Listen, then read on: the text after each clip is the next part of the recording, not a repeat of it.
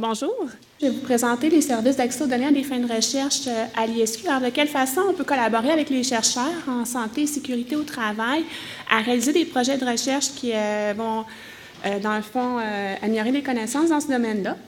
Donc, l'ISQ a pour rôle de fournir des informations statistiques qui soient fiables et objectives sur la situation du Québec quant à tous les aspects de la société québécoise pour lesquels de telles informations sont pertinentes.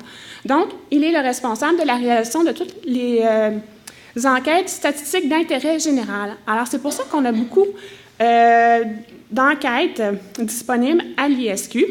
Et l'ISQ a aussi pour mission de s'assurer que le potentiel analytique de ces données-là soit utilisé, donc de favoriser le potentiel analytique de ces données-là, tout en garantissant la confidentialité des renseignements.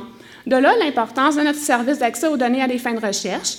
On est là pour guider, accompagner les chercheurs, répondre à leurs demandes. Pour tous les chercheurs qui désirent accéder à des données d'enquête ou encore à des données du registre des événements démographiques. Ça peut être aussi d'autres sources de données que je ne présenterai pas aujourd'hui parce qu'il y a de nombreuses sources de données à l'ISQ. Il y a un grand potentiel d'utilisation des données. À qui s'adresse notre service? Alors, ça s'adresse autant aux chercheurs, aux analystes de la fonction publique ou aux étudiants qui désirent accéder à des données. Et on a pour but, dans le fond, de leur faciliter l'accès à ces données-là, de les accompagner, de les soutenir à travers leur démarche du moment où ils ont une description de leur projet de recherche, ils ont une idée de recherche, un résumé. Ce n'est pas tout le monde qui arrive à la même étape. Des fois, il y en a qui ont un protocole déjà décrit, d'autres ont seulement une idée qui trouverait intéressant d'analyser telle ou telle chose. Donc, on est là pour les accompagner dès le début de la présentation de leur projet jusqu'à la constitution de la base de données et même par la suite pour les aider aussi quand ils utilisent leur base de données. Ils ont des questions en lien avec la documentation, les qualités de certaines variables. On est là pour assurer le suivi par la suite. Donc, on vise aussi à diversifier les modes d'accès aux données. Sur le site web de l'ISQ, il y a déjà des tableaux de données agrégées qui sont disponibles pour certaines thématiques. Donc, on peut aussi guider les chercheurs, les personnes vers ces tableaux-là ou encore constituer un fichier spécifique qui vise à répondre à certaines questions de recherche. En plus d'accompagner les chercheurs, on offre une expertise en termes d'appariement de banques de données, la documentation de variables, comme je vous l'ai dit, et il y a certaines possibilités au niveau des accès. Ça peut se faire dans les locaux d'Institut et pour certains fichiers, ça peut se faire à partir d'un accès à distance. Comme source de données, alors, on a des enquêtes. J'ai choisi de vous parler aujourd'hui des 4 enquêtes qui sont mentionnées ici parce qu'elles ont un lien entre la santé et le travail qui est la thématique aujourd'hui. Il y a également le registre des événements démographiques qui contient des renseignements sur les naissances vivantes, les morts de naissance et les décès des résidents du Québec. Il y a des banques de données administratives qui peuvent provenir de la RAMQ, du M3S, ça peut être de d'autres ministères et organismes qui peut être possible des fois d'apparier entre elles avec des bases de données, par exemple, avec le registre des événements démographiques ou avec des données de santé avec certaines enquêtes. Ou encore, si des chercheurs, par exemple, ont réalisé une enquête auprès de participants, de répondants pour lesquels ils ont le consentement à ce que soit jumelé des données administratives, c'est du travail aussi qu'on peut faire avec eux pour constituer une nouvelle base de données. Donc, la première enquête que je vais vous présenter est l'enquête québécoise sur des conditions de travail, d'emploi et de santé et sécurité, qu'on nomme l'EcoTest, qui a été réalisée en 2007-2008 auprès de 5071 travailleurs. Donc, cette enquête-là visait à adresser un portrait des conditions de travail, santé et sécurité des travailleurs québécois et aussi à mieux comprendre les liens entre l'organisation du travail et la santé et la sécurité dans le but de soutenir les orientations de recherche et d'intervention préventive. Donc, la population visée, c'était l'ensemble des Québécois âgés de 15 ans et plus qui travaillaient au moins 15 heures par semaine depuis au moins 8 semaines. Un aperçu de quelques thèmes étudiés, donc ce n'est pas la liste complète. Il y a des questions qui portaient entre autres sur l'état de santé général, les troubles musculo-squelettiques d'origine non traumatique qui ont dérangé durant les activités au cours des 12 derniers mois. Il y a un volet concernant les accidents du travail, la santé mentale, les caractéristiques socio-démographiques. Pour ce qui est du volet concernant les caractéristiques de l'emploi, j'ai mis ici dans la diapositive quelques-uns des items évalués. Donc, entre autres, il y avait des items portant sur l'état d'activité au travail, le nombre d'emplois occupés, les principales tâches ou activités, mais là, de l'emploi principal, secteur d'activité, le nombre d'heures travaillées, la durée de l'emploi, donc depuis quand le travailleur occupait cet emploi-là, l'heure de travail. Il y a un volet aussi concernant l'environnement organisationnel de travail, donc avec des items portant sur la latitude décisionnelle, la demande psychologique, le soutien social au travail, la reconnaissance, la sécurité d'emploi. Un volet concernant plus les aspects physiques du travail, donc avec quelques items que vous pouvez voir sur la diapositive, des questions concernant la conciliation travail et vie personnelle, ainsi que violence et harcèlement au travail. Pour ce qui est de la seconde enquête que je vais vous présenter, qui est l'enquête québécoise sur la santé des populations, qui a été réalisée en 2008 pour ce qui est de la première édition, elle a permis de recueillir des données auprès de 38 154 répondants.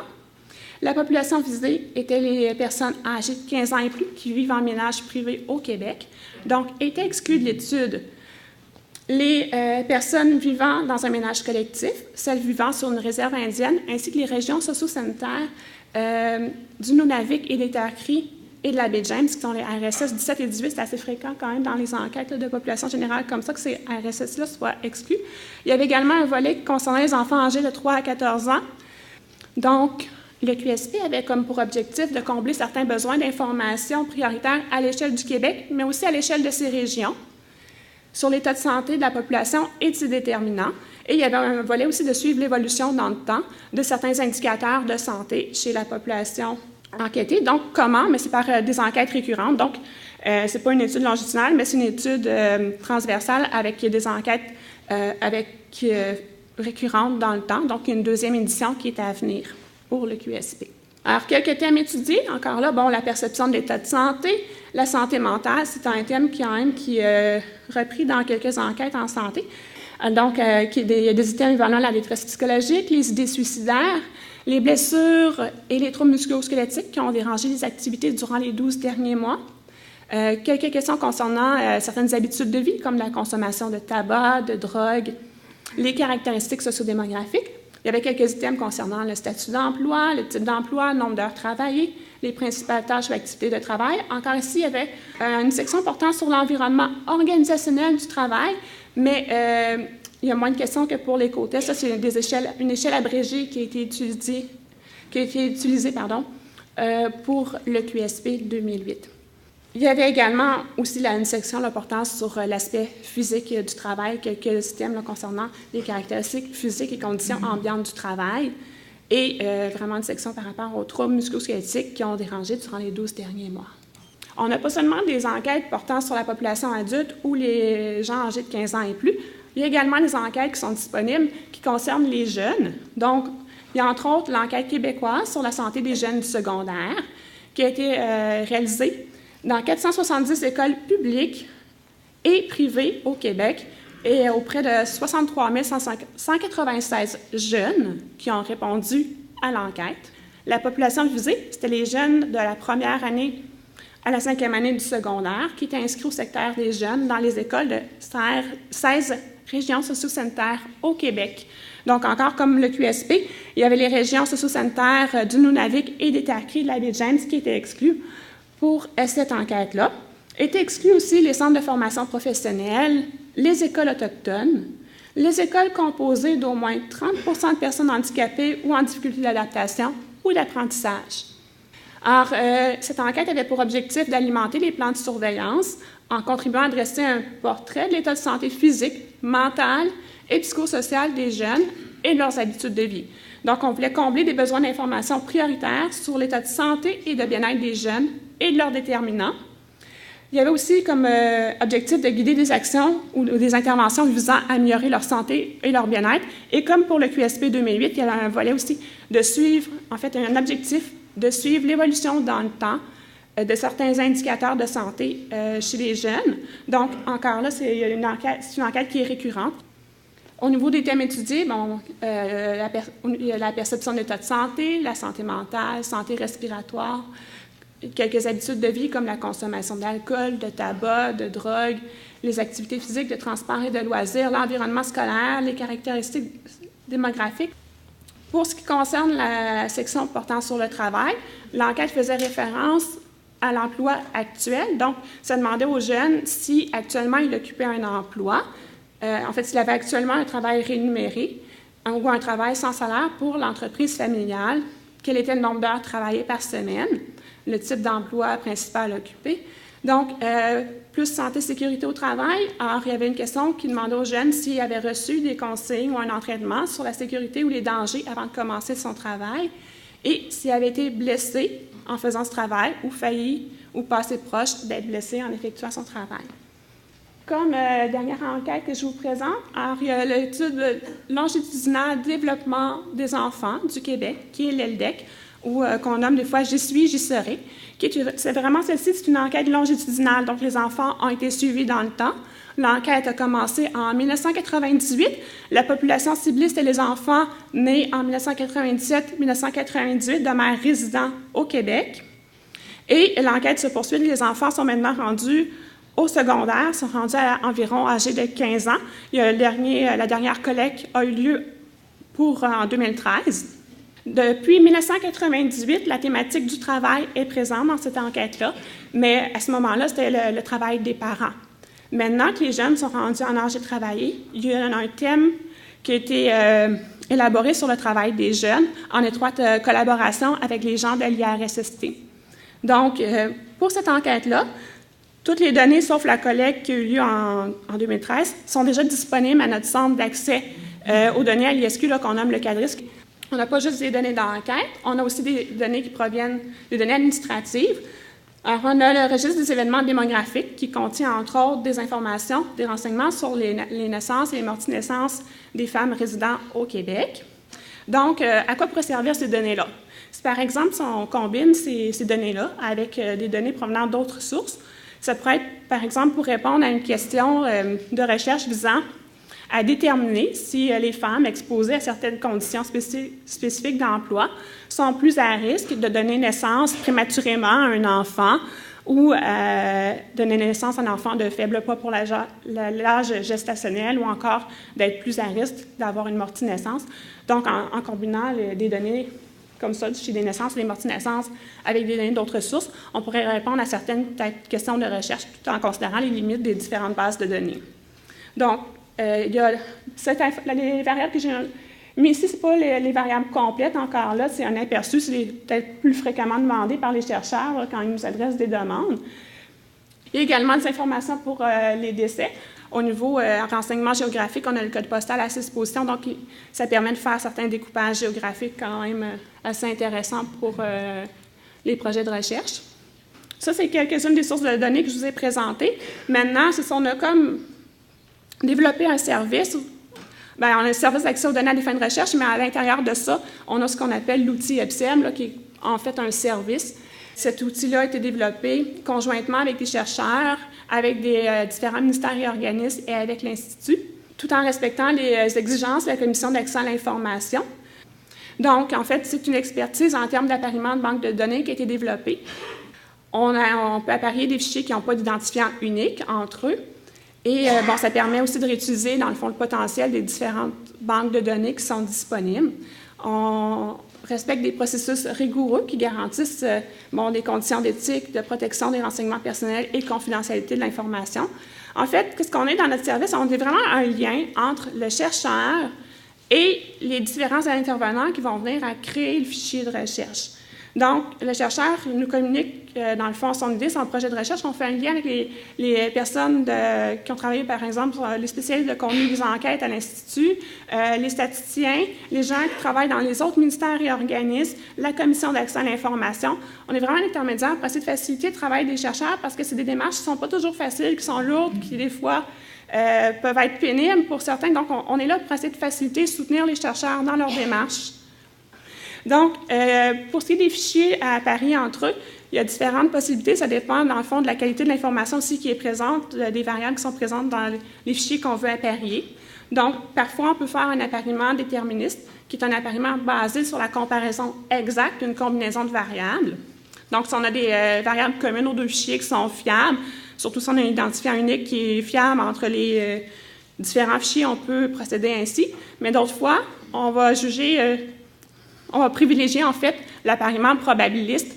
Par exemple, si on a apparié des fichiers entre eux qui n'ont pas d'identifiant unique ou qui a peut-être des fois certaines lacunes sur des variables qui se trouvent au niveau des données d'identification dans les différents fichiers, on peut y aller avec un appariement probabiliste. En fait, chaque projet est évalué, puis on regarde qu'est-ce qui est mieux pour la réalisation du projet.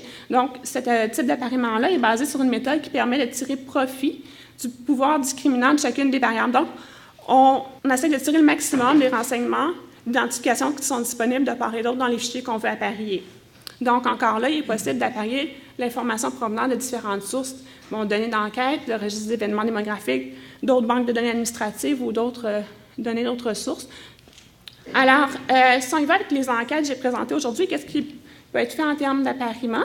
En fait, il y a l'éco-test et il y a le QSP, qui, dans l'enquête elle-même, il y avait une question directement posée au répondant, à savoir s'il consentait à ce que les données recueillies pour cette enquête-là soient appariées avec son dossier de santé à la RAMQ. Donc, pour les répondants qui ont consenti à ce que soient appariées leurs données, il est possible d'aller combiner l'information des données d'enquête de ces individus-là avec leur dossier à la RAMQ, les services médicaux qui ont reçu, les séjours hospitaliers. Donc, toute cette information-là. Il y a également pour le SCC que c'est possible de le faire. Le processus d'accès à des fichiers d'enquête, alors c'est un processus assez simple. Si quelqu'un veut accéder seulement à un fichier d'enquête qui est déjà tout prêt, donc, il nous soumet, dans le fond, son projet, sa proposition de recherche. Nous, on va en fait lui donner un formulaire là, où est-ce qu'il va, par exemple, indiquer c'est quoi le nom des chercheurs associés, les variables qui sont la pertinence d'accéder au fichier. En fait, il faut qu'il justifie toujours le besoin d'accéder à tel ou tel renseignement.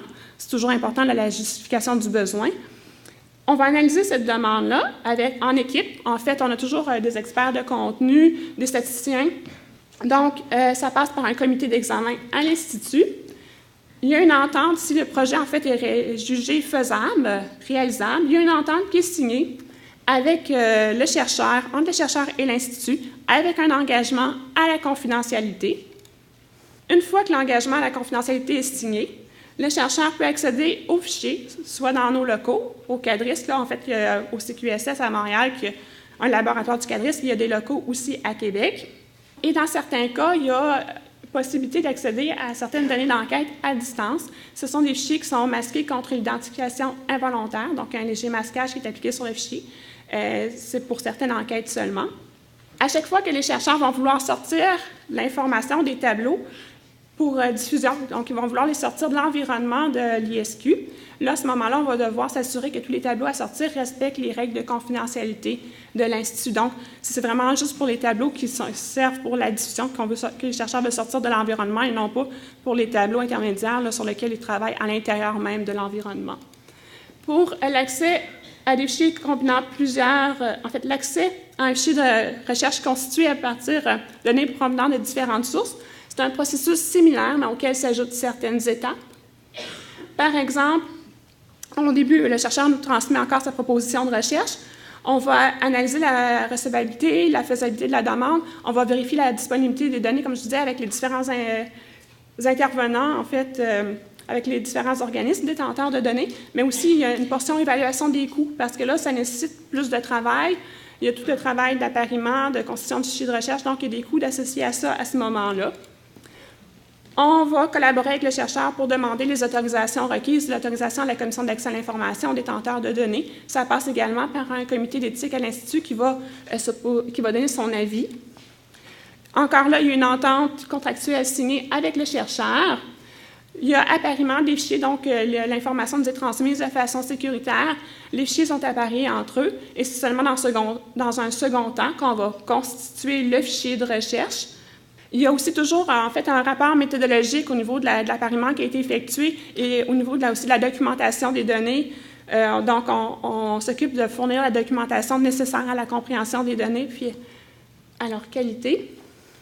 L'accès se fait encore là dans nos locaux. Et pour ce qui est de la sortie de résultats, c'est la même chose que pour les données d'enquête. Donc, on vérifie les tableaux de résultats pour diffusion, s'assurer que ça respecte les normes de confidentialité de l'Institut. Dans certains cas, il peut avoir accès à distance à un fichier qui est légèrement masqué, donc qui est masqué contre l'identification involontaire.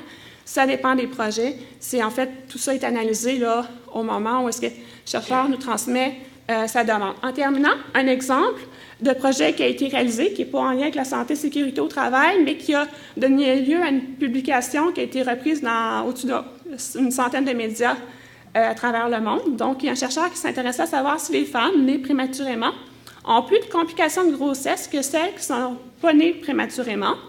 Et pour répondre à cette question de recherche-là, on a dû combiner des données provenant du fichier des naissances, des morts naissances, des services médicaux à la RAMQ, des séjours hospitaliers de médicaux. En terminant, mais c'est ça, on est une équipe qui est dédiée au service à la recherche. C'est vraiment l'essentiel de notre travail de tous les jours, de recevoir les demandes de chercheurs, puis de voir comment on peut les soutenir dans leur démarche pour accéder à des données de recherche. Donc, on peut faire de l'appariement de différentes banques de données. Il y a possibilité d'accéder selon différents modes. Alors, je vous remercie de votre attention.